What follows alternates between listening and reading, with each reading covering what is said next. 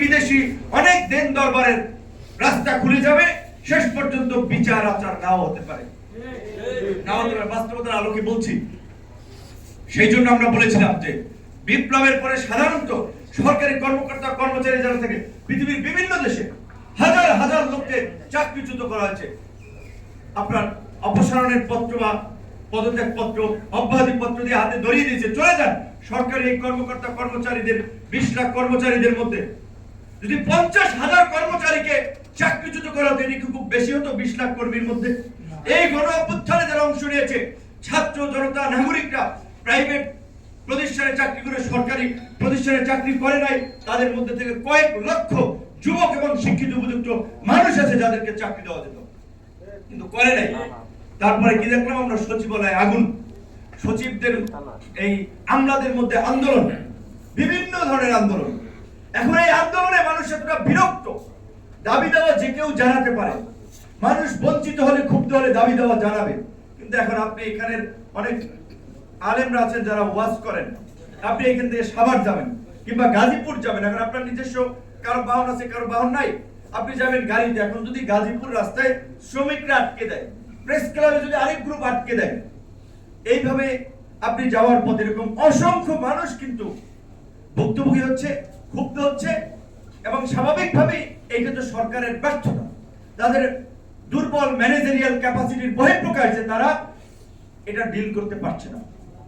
আমরা শুরুর দিকে যখন যেখানে আন্দোলন হতো, অনেক জায়গায় গিয়ে আমি বলেছিলাম, এখানে মিডিয়ার বাইরে সাক্ষী, যে আল্লাহর হস্তে 2-3 মাস সরকারকে সময় দেন, আন্দোলন করেন না, আলাপ আলোচনা সভা সেমিনারের মাধ্যমে আপনাদের দাবি দেওয়া আদায় করেন, আমরা আপনাদের পাশে থাকবো। কিন্তু এখন স্বাভাবিকভাবেই মনে করেন ক্ষমতার চেয়ারে যে বসে, তার যে ভাবসাব চলে আসে, তাদের যে দায়িত্বহীনতা, সেটাই দেখতেছি। এখন আমরা অনেক জায়গায় যে যাদেরকে আন্দোলন থামাইছি, কথা দিছি, তার বাস্তবায়ন আমরা দেখতে পাচ্ছি না।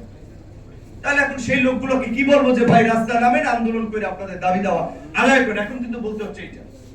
এই জন্য আমরা বলছিলাম এই আজকে 24-এর গণ অভ্যুত্থান সহ সকল গণ অভ্যুত্থানের বিচারের কথা আমরা বলছি।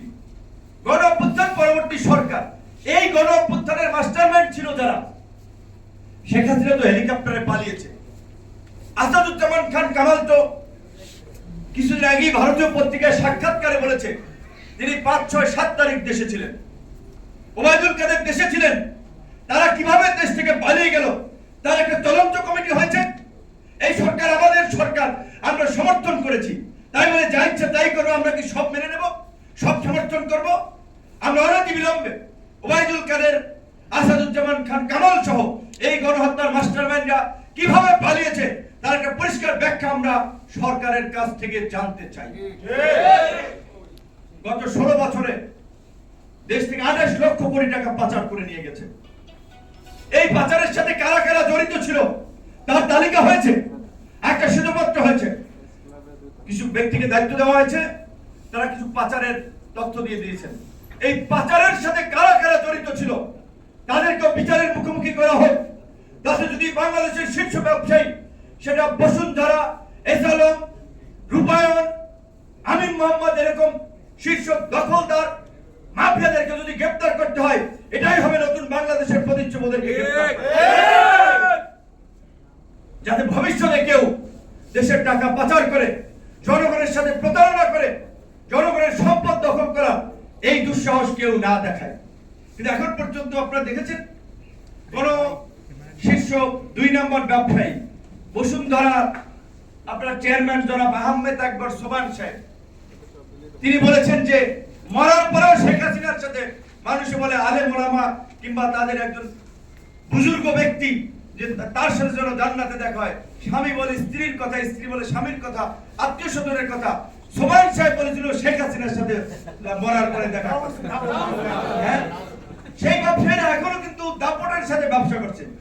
বাংলাদেশের খাদ্যপণ্য, তেল, আটা, চিনি, গম 5 থেকে 7টা কোম্পানি ইম্পোর্ট করে। এই যে দাম বেড়ে গেল, বাজারে সংকট, দাম বাড়ার পরে আবার স্বাভাবিক। এই যে যারা সিন্ডিকেটের সাথে জড়িত থাকলে 5 থেকে 7টা কোম্পানি খাদ্যের বাজারের সাথে জড়িত, একইভাবে আসেন পোল্ট্রি, একইভাবে আসেন কীটনাশক, একইভাবে আসেন সার। সমস্ত জায়গায় আওয়ামী লীগের 16 বছরে কিছু নির্দিষ্ট ব্যক্তি একটা সিন্ডিকেট করে এককভাবে ব্যবসা বাণিজ্য নিয়ন্ত্রণ করছে আর দাম বাড়িয়ে দিচ্ছে। সরকারের জায়গা থেকে তারা কিছু করতে পারছে না, অনেক জায়গায় ভুক্তভোগী হচ্ছে জনগণ। তাহলে এইভাবে যদি চলতে থাকে তাহলে যেই জনগণ রক্ত দিয়ে সংগ্রাম করে পরিবর্তন আনলো সেই জনগণ তো আবার সরকারের বিরুদ্ধে দাঁড়াবে। দুঃখজনক হচ্ছে অভ্যুত্থানের পরে হয় বিপ্লবী সরকার। সিরিয়াতে দেখেছেন না, এইখানে বিপ্লব করেছি আমরা, ছাত্র যুবক তরুণরা। উপদেষ্টা পরিষদে আছেন 60, 70, 80 বছরের বয়োবৃদ্ধরা, নড়তে পারে না, চড়তে পারে না, তারা 3-4টা মিনিস্ট্রি নিয়ে বসে আছে। তাহলে বিপ্লবী স্পিডে সরকার চলবে কিভাবে? আমরা খুব হতাশ হয়েছি, খুব আপনারা তো জানেন, অনেকে যারা নূর ভাই বোধহয় সব জানে, সরকার গঠন করেছে নূর ভাইরা। কোন রাজনৈতিক দল জানে না সরকার কিভাবে হয়েছে। বাস্তব কথা এইটা। বিএনপি কে 1 নম্বর দল, বড় দল এখন আওয়ামী লীগের পরে, তাদেরকে হয়তো বলা হয়েছে আপনারা কয়েকটা নাম দিয়ে 4-5টা, হয়তো তাদের নাম থেকে 2 থেকে 3 জন নেওয়া হয়েছে। আর কোন দলের রেফারেন্স আমি আপনাকে বলতে পারি চ্যালেঞ্জ করে, কোন দলের রেফারেন্সে কাউকে নেওয়া হয় নাই। কোত্থেকে এই তালিকাটা আসলো, কোন এমবেসি থেকে তালিকা আসলো, কোন গোয়েন্দা সংস্থা থেকে তালিকা আসলো আমরা জানি না। আমাদেরকে তালিকা করে দেখানো হয়েছে এই ব্যক্তিদেরকে নেওয়া হচ্ছে। আপনি সবকিছু রেডি করে নিয়ে এসেছেন, আমাদের স্বাক্ষর করেন, ঠিক আছে করেন, আপনারা ভালো মনে করে করছেন, দেখি ভালোভাবে যদি চালাইতেন দেশটা তাহলে তো এই কোশ্চেনটা আজকে আসতো না। এই জন্য আমরা বলছি যে আমরা এই 24-এর গণহত্যা সহ ফাঁসিবাদের জমানার গুম, খুন, হত্যা, লুটপাটের আমরা বিচার চাই। কিন্তু 24-এর গণহত্যার বিচার, এই গণহত্যার মাস্টারমাইন্ড থেকে এই গণহত্যার সাথে যারা জড়িত তাদেরই এখন পর্যন্ত গ্রেফতার করা হয় নাই। একটা ট্রাইব্যুনাল গঠন করা হয়েছে, একটা ট্রাইব্যুনাল দিয়ে এই বিচার কার্য সম্পন্ন করা সম্ভব না, 5টা ট্রাইব্যুনাল করে দিত। বুঝতেছি আসলে কেন এইভাবে হচ্ছে। সেই জায়গা থেকে অনেক ক্ষোভের কথা আছে, আক্ষেপের কথা আছে। আমরা সরকারের পরিষ্কারভাবে বলতে চাই, আমরা মাসখানেক সময় দেখব। আমরা মনে করি যে বর্তমান যে অবস্থা তাতে উপদেষ্টা পরিষদ পুনর্গঠন ছাড়া এই গণঅভ্যুত্থানের আকাঙ্ক্ষার বাস্তবায়ন সম্ভব নয়। ইতিমধ্যেই এই সরকার এবং রাজনৈতিক দলগুলোর সাথে মুখোমুখি অবস্থান দাঁড়িয়ে গেছে অনেক ইস্যুতে, বিপরীতমুখী অবস্থার সৃষ্টি হয়েছে। এই অবস্থা যদি চলে তাহলে তো আমরা যে ফাঁসিবাদের বিরুদ্ধে লড়াই করেছি, যাদেরকে আমরা প্রতিহত করার কথা বলছি, প্রতিরোধ করার কথা বলছি, তারা তো সুযোগ পাবেই। সেই জায়গা থেকে আমরা মনে করি আগামীতে নির্বাচন যখনই হোক, যে নির্বাচন হবে সেই নির্বাচন হতে হবে, নির্বাচনের মাধ্যমে যে সরকার আসবে সেটা সর্বদলীয় সরকার হতে হবে। নির্বাচনে সকল দল অংশগ্রহণ করবে, সকল দলের নেতৃবৃন্দ কিভাবে এমপি হয়ে সেই পার্লামেন্টে থাকতে পারে সেভাবে একটা অভ্যন্তরীণ বোঝাপড়া দরকার হবে।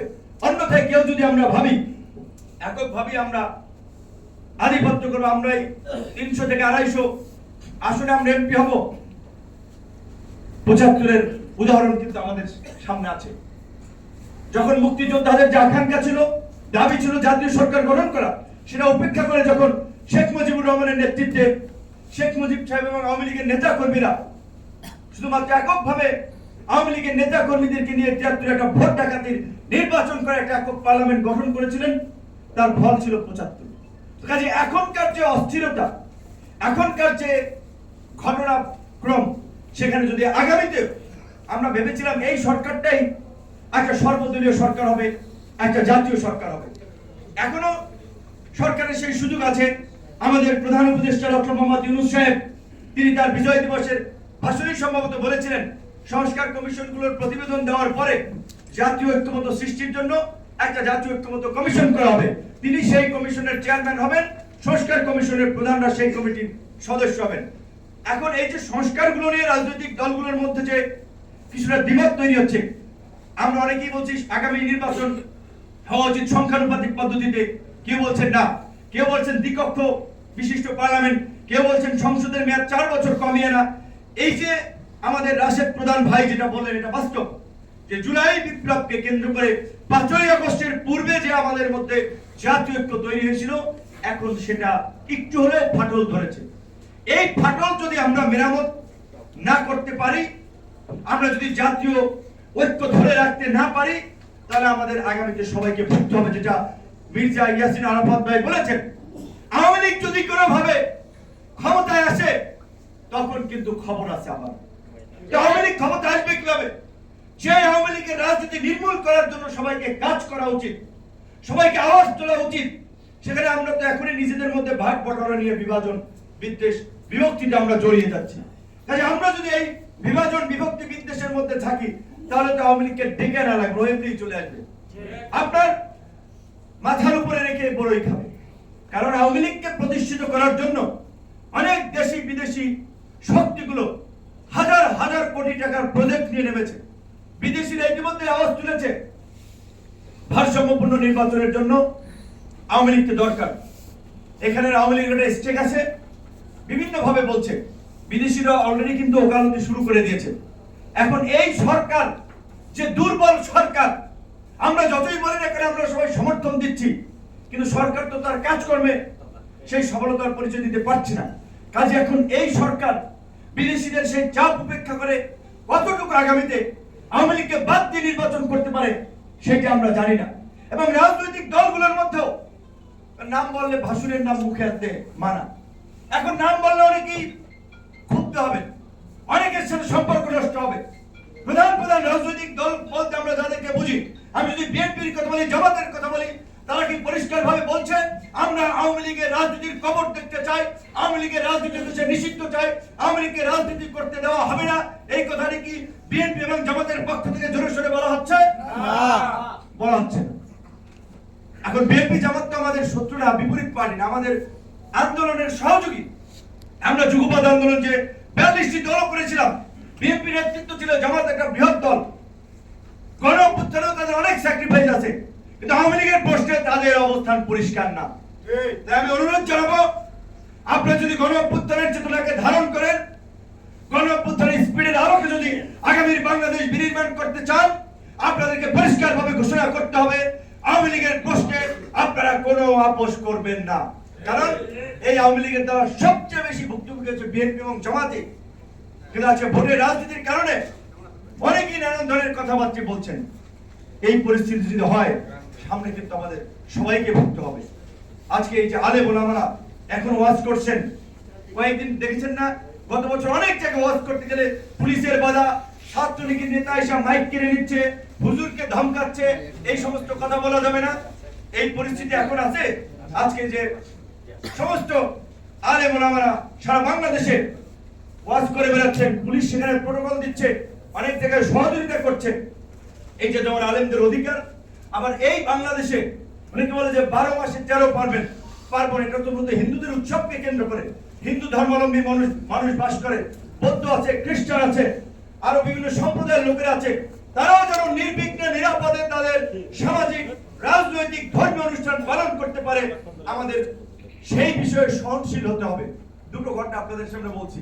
চলচ্চিত্রের আপনার নায়িকা সেলিব্রিটি মেহজাবিন চট্টগ্রামে শোরুম উদ্বোধন করতে গেছে। এখন সেইখানে গেলে তৌহিদি জনতার ব্যানারে নাকি তাকে করতে দেয় নাই। পরিমণি টাঙ্গাইল কোন শোরুম উদ্বোধন করতে গেছে, সেইখানেও নাকি বাধা দিয়েছে। দুটো ঘটনা আমাদের আলেম ভাইরা শুনবেন, ছোট্ট ঘটনা, কিন্তু এর প্রভাব বেশি। বিদেশিদের সামনে এগুলো খুব নেগেটিভ ভাবে তুলে ধরা হচ্ছে, যেখানে মৌলবাদী রাজনীতির উত্থান হচ্ছে, ইসলামী এক্সট্রিমিস্টরা ক্ষমতায় আছে, রাজনীতির মাঠ দখলে আছে। তাই এখন সাংস্কৃতিক কর্মীরা, নায়ক নায়িকারা প্রোগ্রাম করতে পারতেছে না, তাদেরকে বাধা দেওয়া হচ্ছে। ছোট দুটো ঘটনা, কিন্তু এর ব্যাপ্তি এবং আমাদের জন্য নেগেটিভ প্রচার। দেখা যায় ট্রাম্প পর্যন্ত শেষ পর্যন্ত টুইট করে দিতে পারে যে বাংলাদেশের নায়িকেরা ওপরে চলাফেরা করতে পারছে না।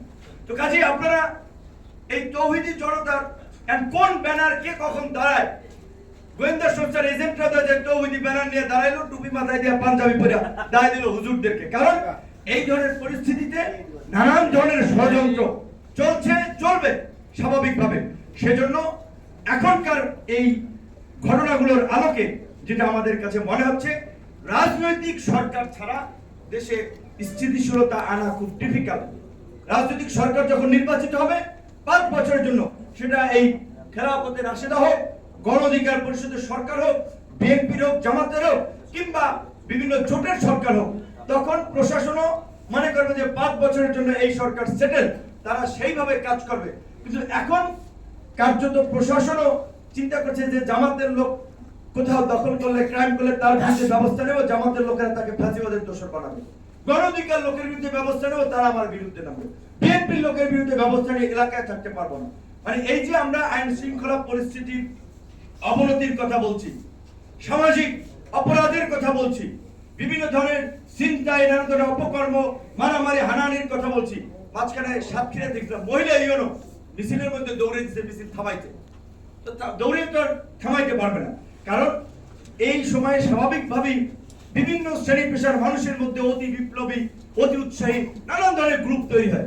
কাজে এখন যত দ্রুত একটা নির্বাচিত সরকারের হাতে রাষ্ট্র পরিচালনার দায়িত্ব তুলে দেওয়া যায় ততই মঙ্গল। এবং সেই ক্ষেত্রে এই খেলাফতে রাশেদার ভাই সহ তরুণ প্রজন্মের আলেম ওলামাদেরকে আমরা অনুরোধ করব, এই অভ্যুত্থান পরবর্তী আগামী নতুন বাংলাদেশ বিনির্মাণে তারাও যেন শরীক হয়। মসজিদের মিম্বর থেকে যেন রাষ্ট্র পরিচালনার, সমাজ বিনির্মাণের জন্য যেন আওয়াজ ওঠে, সেজন্য আলেম ওলামাদেরকে মূল ধারার রাজনীতিতে আসতে হবে। রাজনীতির মাধ্যমেই তো রাষ্ট্র পরিচালনা হয়। সুতরাং রাষ্ট্র পরিচালনায় রাজনীতিতে যদি ভালো মানুষের জায়গা না থাকে, ভালো মানুষের অবস্থান না থাকে, তাহলে দেশ এবং সমাজ পরিবর্তন করা যাবে না। তাই আমরা বলবো আলেম ওলামাদেরকেও, প্রগতিশীল চিন্তার আমাদের তরুণ আলেম ওলামাদেরকেও রাজনীতিতে আসতে হবে। এবং ইনশাআল্লাহ আমরা আমাদের দল থেকে আমরা আগামীতে একটা ইনক্লুসিভ ভাবে নির্বাচন করার পক্ষে, সবাইকে নিয়ে সংসদ গঠনের পক্ষে আমাদের জায়গা থেকে সেই প্রচেষ্টা থাকবে। সবাই ভালো থাকবেন। আসসালামু আলাইকুম।